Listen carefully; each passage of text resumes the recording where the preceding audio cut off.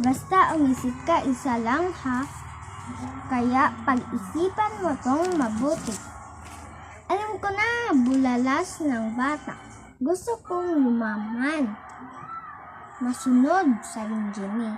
Pagtapos noon ay may inusal itong mga salita. Matutupad ang hiling mo. Nagkamali pa ko.